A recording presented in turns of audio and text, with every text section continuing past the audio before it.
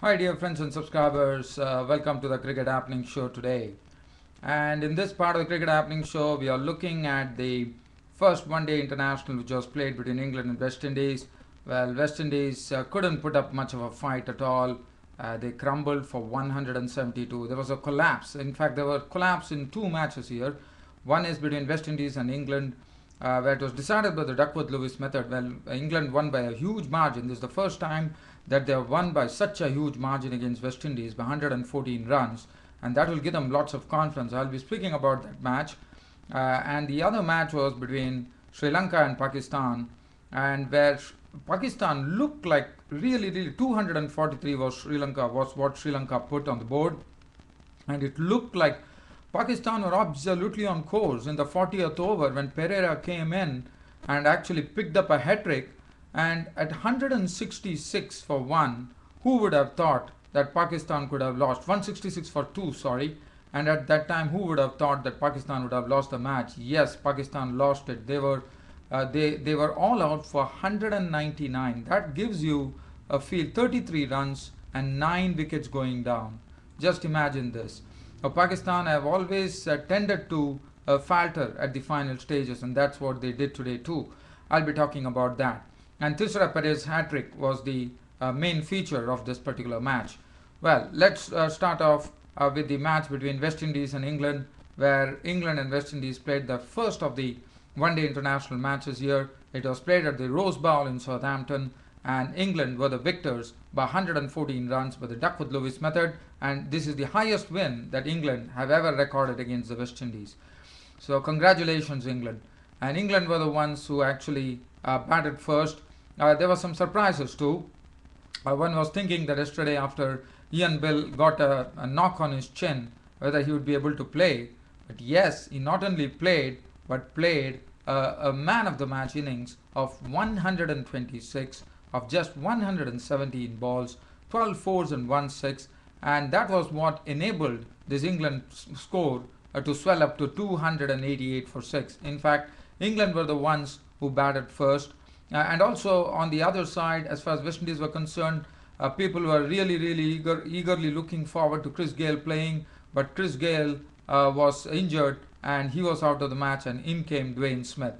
Well, but Dwayne Smith definitely made his presence felt there with his knock of a 50, which I'll talk about. Well, let's talk. I mean, since I have two matches to cover, I'm not going to go into those very minute details. I'm just going to cover what really happened. England made 288 for 6. They had an early breakthrough. West Indies had an early breakthrough when the captain Alistair Cook was dismissed of the third ball of the first over. Rampal getting him caught behind for a duck.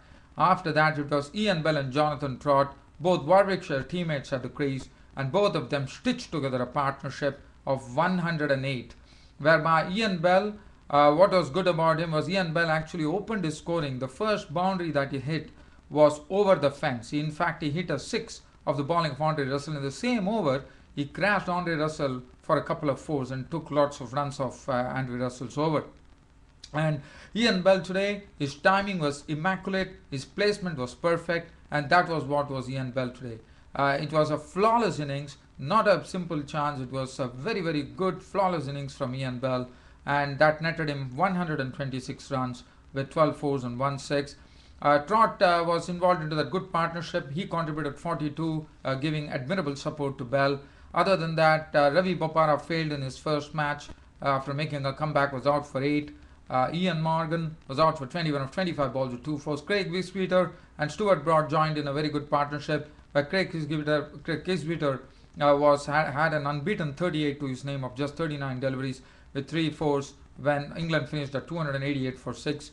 21 from Tim Bresnan, who was run out of as many balls, and Stuart Broad was unbeaten on 22 of 15 balls with 1 4 and 1 6. Bowling figures: Ravi Rampal, 10 overs was very costly today, 1 for 68. Andre Russell, 6 overs cost him 43 runs. Sunil Narine just couldn't make much of an impression. He only the best thing that Sunil Narine did in this match was to disturb the second wicket partnership, which was going at great lengths. 108 when actually Sunil Narine picked up the wicket. So that was the only reward that he had to show to his name. Darren Sammy, 6 overs, none for 32. Dwayne Bravo, 9 overs, 1 for 55. Marlon Samuels 2 for 43. As far as West Indies were concerned, well, in fact, they were all out for 172. But if you look at the score, from a score of 102 for 3, I mean, they just collapsed. 70 runs and the balance 7 wickets falling, which was not good batsmanship by the West Indians. Today, Lendy Simmons made 15 of 16 balls with 2 fours. Dwayne Smith was the man who attacked, and he was the highest scorer. And as I said, he came in place of Gale. He made his presence felt, scoring 56 of 44 balls with 6 fours and 2 sixes. But Bresnan had his man. In fact, Bresnan was the chief wicket taker amongst the English bowlers. 7.4 overs, no made in 34 runs on 4 wickets. Dinesh Ramadan, the wicketkeeper, was promoted in the batting order, but he was LBW to Bresnan for 22 of 38 balls. He couldn't even get a boundary. Marlon Samuels, he contributed 30 of as many balls with 3 fours. Other than that, there was no good contributions coming from anybody. If you see the top 4, after that, there was not much of a resistance at all. In fact, Dwayne Bravo was LBW for Finn for 8. Kieron Pollard left for 3. Darren Sammy was out for 11. Andre Russell 7. So in fact, I would say this very, very much touted West Indies batting lineup with lots of all-rounders in the team really, really disappointed, and they were all out for 172. Thus, England recording a win by 114 runs, the highest ever win against the West Indies by a margin as far as the margin goes. And now they are 1-0 in this 3 one-day international series. Anderson 2 for 48, Stephen Finn 1 for 29, Bresnan was the pick of the bowlers, 4 for 34, bowled excellently. Stuart Broad chipped in with 1 for 40, and Graham Swan 4 overs, no made in 2 for 21. So now, as far as the first match is concerned, it's all over. Now we look forward to the second one-day international. And now I take you down to Sri Lanka, where today finally the fourth one-day international was played. Even though there were some interruptions for rain, Sri Lanka were the ones who batted first, winning the toss, and they made 243 for 8. And in the end, they would have looked at the total and felt that 243 was not enough, looking at the Pakistani batting lineup. But well, as far as Sri Lanka were concerned, the 243 for 8 was really built on that innings of Kumar Sangakkara, who joined in an accelerating partnership with Mahela Jayawardene, the captain, where at one time when Dinesh Chandimal was out, the score was 90 for 3 at the halfway stage in the 26th over, and then Mahela Jayawardene combined and they put up a very accelerating partnership of 110 runs, the lion's share going to Kumar Sangakkara, who was really thrashing the ball. 97 of 130 balls, 7 fours and 3 sixes. Umar Gul was the one who really suffered under the punitive blade of Kumar Sangakkara. Went after him, hit him for 2 sixes, crashed him for boundaries, and Kumar Sangakkara very unlucky to miss a century. 97. So that was the very important partnership for them that really held the innings and took the score to 243. Jayawardene, the captain, contributing 40 of just 50, dealt with 4 fours. And other than that, today there was not the Sri Lankan batting lineup couldn't really come to the fore. Thisara Perera was out for 8. Angelo Matthews remained not out on 10. And as I said, I'm not going to go into the details. 243 for 8 was what Sri Lanka got, and Sajiva Virakun, the left-arm spinner, actually made his debut today. He got his 1 wicket to his name that I'll talk about. And as far as the bowling were concerned, Umar Gul 8 overs, 1 for 51. Tanveer 2 for 43. Afridi was the most economical, none for 36.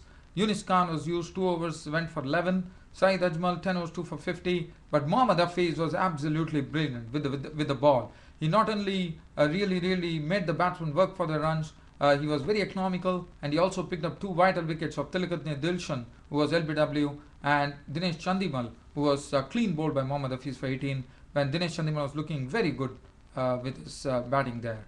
So after that, Pakistan would have thought 243, and Pakistan, for Pakistan, what happened was one good thing that happened was Azhar Ali, the opener, carried his bat through the innings in a one-day international, and that was a record. He joined probably 9 or 10 people who have done this in the history of one-day internationals. Azhar Ali had an unbeaten 81 to his name of 126 balls, 4 fours and 1 6.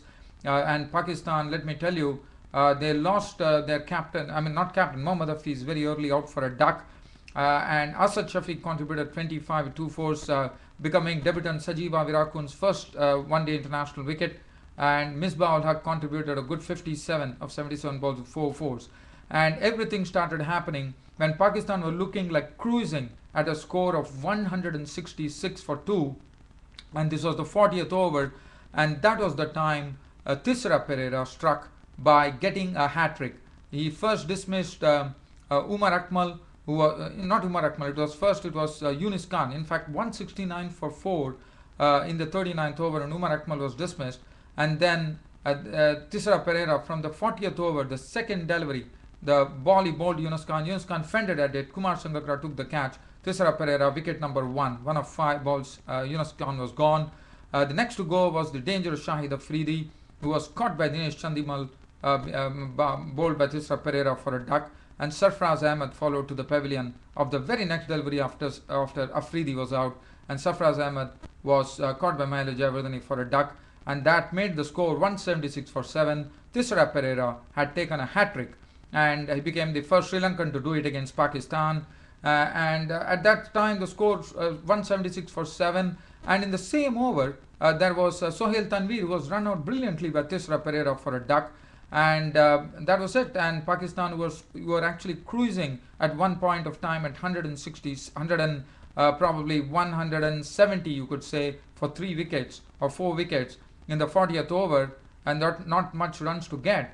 Pakistan totally collapsed with the Thisara Perera hat-trick hitting them real hard, and Pakistan were bowled out for 199. If you see the ducks there, Afridi collecting a duck, Sarfraz Ahmed a duck, Sohail Tanveer a duck, 199, and Sri Lanka actually went 2-1 lead in the series with one more one-day international left to play, and probably Pakistan will have a chance to square the series there. This victory was a big victory for Sri Lanka. In fact, they won this match by 44 runs. As far as the bowling figures were concerned, Malinga 2 for 30, bowled well. Kulashekara 1 for 38, gave the breakthrough. Angela Matthews 1 for 33, but Thisara Perera, what a player Sri Lanka have unleashed. 10 overs on made in 42 runs and 4 wickets. Sajiva Virakun on his debut, the left-arm spinner, 33-year-old Sajiva Virakun, 10 overs no maiden, 1 for 49. So that sums up my cricket report as far as these two one-day internationals are concerned. So both the places, if you see, West Indies collapsed against England, Pakistan collapsing against Sri Lanka, Thisara Perera picking up a hat-trick, and for Pakistan, Azhar Ali carrying the bat through the innings with a score of 81, and at the other side you saw Ian Bell getting a century, and unfortunately Chris Gayle not playing. So with all this, I mean, I know I couldn't really, because there were 2 matches to cover, so I had to really squeeze them in, and I hope you liked it. Thanks for watching Cricket Happenings. See you all tomorrow. Thank you.